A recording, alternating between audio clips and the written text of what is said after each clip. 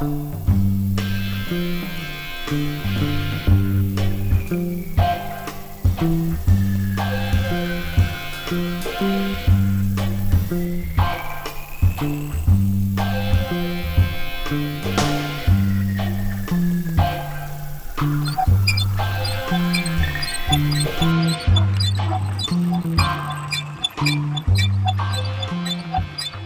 l'arrivée du mois de septembre, le rythme et les mouvements du troupeau évoluent. Il passe moins de temps dans l'alpage et les parcs sont installés à proximité de la bergerie, dans les prairies où a poussé le regain. Mais aujourd'hui, l'installation de ce parc a un but bien particulier.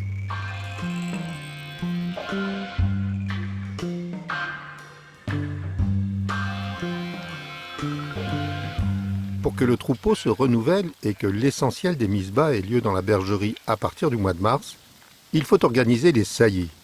C'est l'objectif de la journée, mais tout ne va pas se passer exactement comme prévu.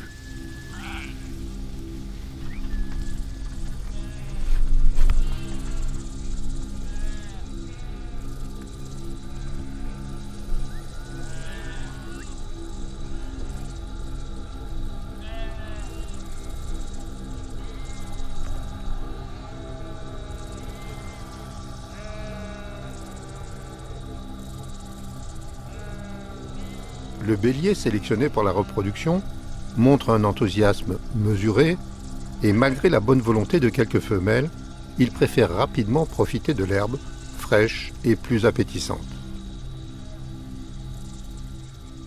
C'est donc à l'abri du regard des caméras que se passeront quelques jours plus tard les saillies.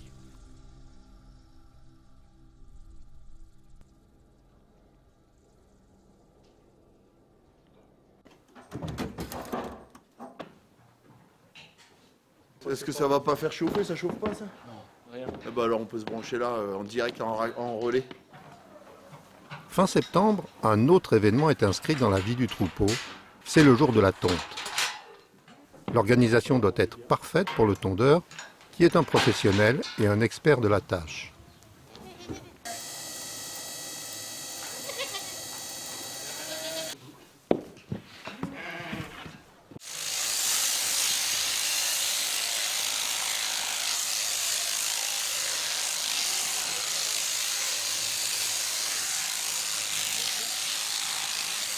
On a un tondeur qui est quand même là pour tondre presque 250-300 bêtes. Il faut quand même que ça soit bien organisé. Mais en même temps, on commence à avoir des gens qui reviennent chaque année, qui aiment bien partager ce moment. Donc on a organisé vraiment quelque chose autour de la tonte. Donc avec maintenant le repas du midi, le repas du soir, les gens qui viennent découvrir de façon aussi un peu pédagogique le pourquoi de cette tonte et pourquoi aussi à cette période. Donc nous c'est un peu particulier, on tombe à contre-saison dans notre système parce qu'on est sur des bêtes laitières, des races rustiques qui n'ont pas forcément un gros squelette et beaucoup de gras. On est sur des bêtes assez osseuses. Et tondre au printemps comme le font 90% des gens en brebis, c'est compliqué pour nous parce qu'on est à 1100 mètres d'altitude. Le printemps, nous, c'est le moment où les bêtes se lancent en lactation.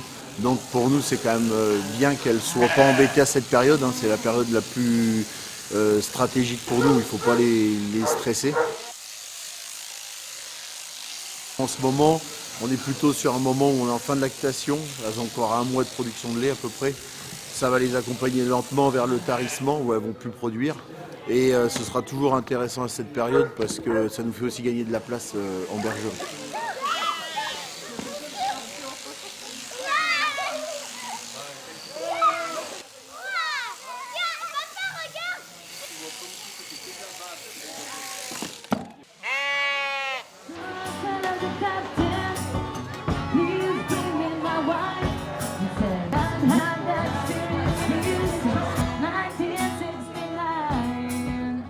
Cette journée de la tonte, c'était aussi un peu pour communiquer là-dessus. Et puis surtout avoir ce moment convivial toujours autour de la ferme, quoi.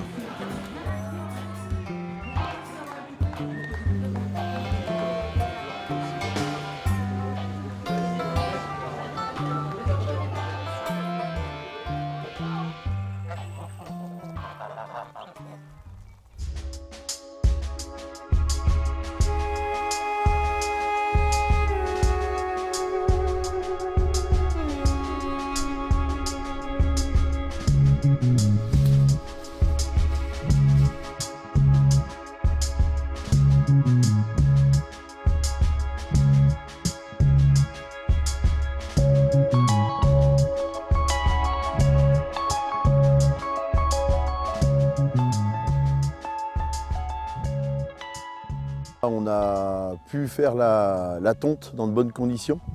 Donc la tonte du troupeau, c'est vraiment le moment de l'automne un peu stratégique qui englobe et la lutte. C'est le moment où on vient mettre bélier et bouc pour la reproduction au sein du troupeau pour avoir nos naissances 5 mois après, il y a 5 mois de gestation. Et ça correspond aussi au passage sur les regains. Donc ici, on ne fait qu'une seule coupe de foin. Et le regain, la repousse, elle est mangée par les brebis à l'automne. Donc ça leur permet de relancer un peu le niveau de lactation après la sécheresse un petit peu qu'on a eu cet été. Et de repasser sur des belles prairies bien vertes. Et aussi de remettre en état les bêtes avant la rentrée en bergerie qui souvent a lieu ici fin novembre, début décembre.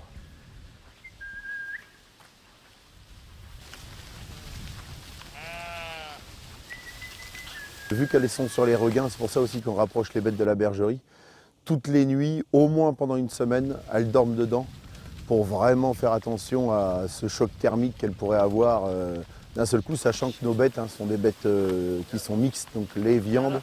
Donc elles n'ont pas non plus la couverture de gras qu'ont des bêtes, on va dire, très costauds, qui ferait que le gras déjà les protégerait du froid.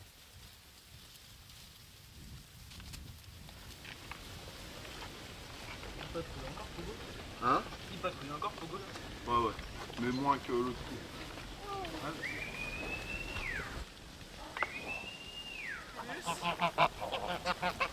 Ah, là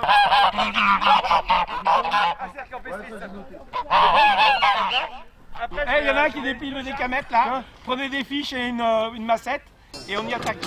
Comment? Ouais, sortez les végétaux. Merci pour la graffeuse. Là, le mieux, c'est de démarrer tous les trous. On en prépare un petit mètre? Merci. Pyrrhus communiste, t'as dit? Ouais. Ah, Pyrrhus. Ah oui, ça va mieux, Pyrrhus. Ici aussi. Là, moi je suis ici parce que en fait on a commencé à travailler avec le GIEC des Bergognes il y a 13 ans quand ils se sont installés. Et on est venu les aider à structurer un peu autour de la ferme ce qui était paysager. Puisque je travaille dans un lycée agricole qui est le lycée agricole de Poisy, l'ISETA, sur Annecy. Et on a commencé à structurer le jardin, des escaliers, les massifs où il fallait les mettre, les premières haies autour de la maison. C'est ça, Pierre? Ouais, c'est ça. Et puis après, on est venu à chaque fois avec des classes un petit peu différentes. Moi, je suis venu sur la partie paysagère avec mes bacs pro aménagement paysager. On est venu 2 ou 3 fois déjà. On a planté un verger là-bas dessous. Et puis là, aujourd'hui, on plante une haie. Donc la haie pour bloquer un peu le vent qui va vers l'exploitation. Et puis la haie qui est là pour structurer aussi les champs de tous nos agriculteurs aujourd'hui, quoi. Et c'est vrai que sur des gros chantiers comme ça où on n'a pas forcément grand temps, là l'exemple d'aujourd'hui, faut imaginer ce soir il y aura peut-être 30 ou 40 cm de neige qui vont tomber. Donc on a pile la fenêtre, on ne peut pas se louper.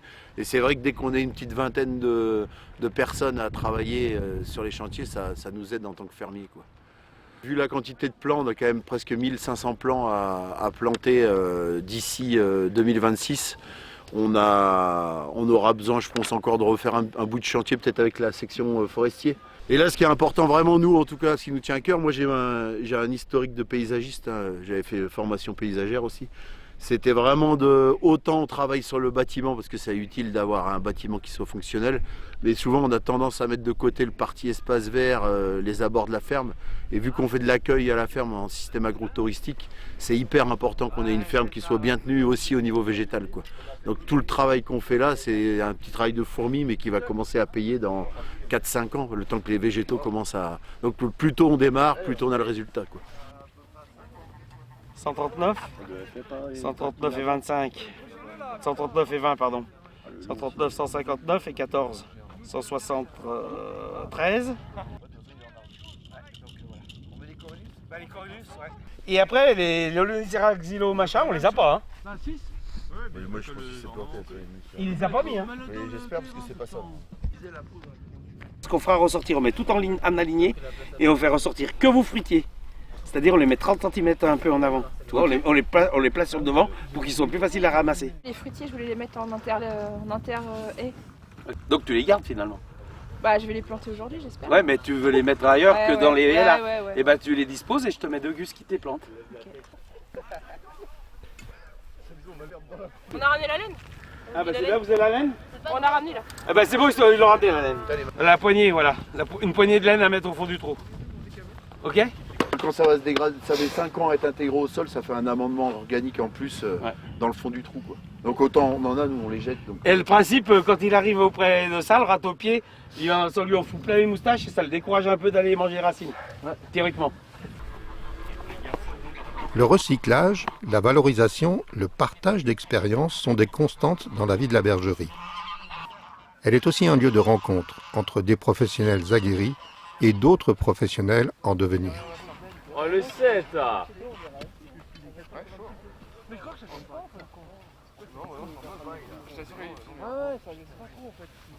Oh, la génération, on peut faire un igloo avec de la paille.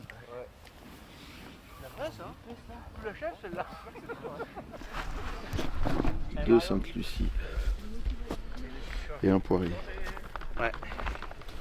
J'avais rajouté tout à l'heure 2 ribes, tu les as notés? Non, j'avais pas noté. Eh ben note-les. Ils sont ça en plus, hein. Ouais.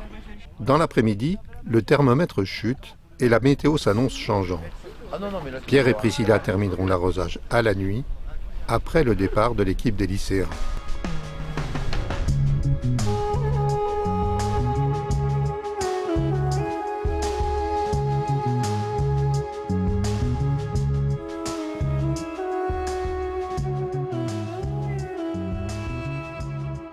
L'hiver n'a pas commencé, mais la neige annoncée est tombée dans la nuit. La suite des plantations attendra le prochain redout. Vivre sur le plateau impose de composer avec les caprices du changement climatique. Aujourd'hui, une autre surprise nous attend. Une naissance précoce que l'on doit à un jeune bélier, également précoce. Bon Nino, j'y comprends plus rien. Normalement les naissances c'est au mois de mars. Et là on est au mois de novembre. Qu'est-ce qui se passe? Bah disons que cette année on a laissé les agneaux de l'année dernière dans le troupeau. Et ils ont sailli plus tôt que d'habitude, ce qui est rare. En fait, vu qu'on est en train de faire des croisements entre deux races qui sont rustiques, les premiers agneaux qui sont nés cette année issus de ces deux races, donc la Manèche Tête Noire et la Tchoura d'Algarve, là, on pense avoir des mâles qui sont beaucoup plus vite, capables de saillir. Donc on pense que là, ça devait faire partie des premiers agneaux qui étaient nés, donc ça correspond à février-mars, et qui était peut-être déjà en âge de saillir une brebis qui était à ce moment-là vide, qui n'avait pas fait d'agneau comme les autres. Et du coup, on a eu des agneaux plutôt que d'habitude. Là, on pense que le bélier qui a du coup sailli sa mère, c'est peut-être le fils du coup de Cacahuète qui est là. Cacahuète qui est en train de se faire caresser. Ouais, qui aime bien les caresses.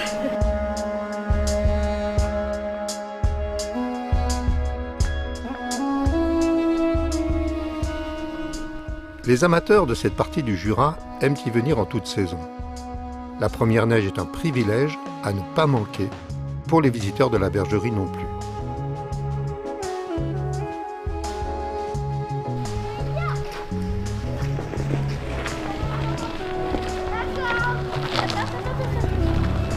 Nous on a 5 enfants, 4 filles et un garçon.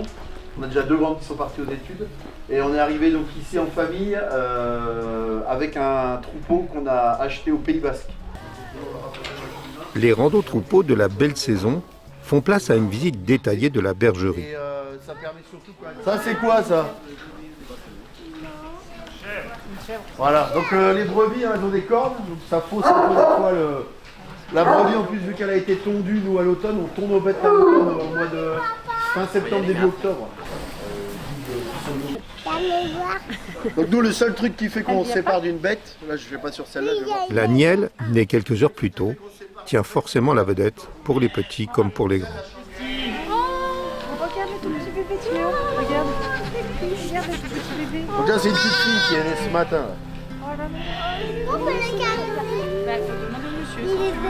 Vous voulez le porter? Ah oui, mais attends, je sais pas. Il est né cette nuit. C'est vraiment un agneau qui avait déjà 4 mois qui a été capable de saillir. Pourquoi il est dégueulasse? Non. Il est pas dégoûté. C'est moi qui est dégueulasse. Ah oui, parce qu'il est tout petit. Allez. Regarde. Qu'un agneau soit capable de saillir à cet âge-là, c'était peut-être une première. Donc on espère qu'il n'y en aura pas trop non plus parce que ça va C'est toujours mieux de faire des agnages de février, au moins l'herbe arrive vite dans la ration derrière. Là, ça va être un petit peu compliqué, mais en tout cas, l'agneau à sa mère, il tète bien, donc c'est toujours sympa de voir un agneau arriver. Ouais. Est-ce que la vie des bergers, le rythme de la vie des bergers, il se calme un peu à partir de maintenant? Ouais, alors ce qui est bien, c'est qu'il ne se calme pas forcément cette année parce qu'on s'est mis tellement d'enjeux et sur le jardin et sur la bergerie pour les travaux. On a 2-3 travaux en cours.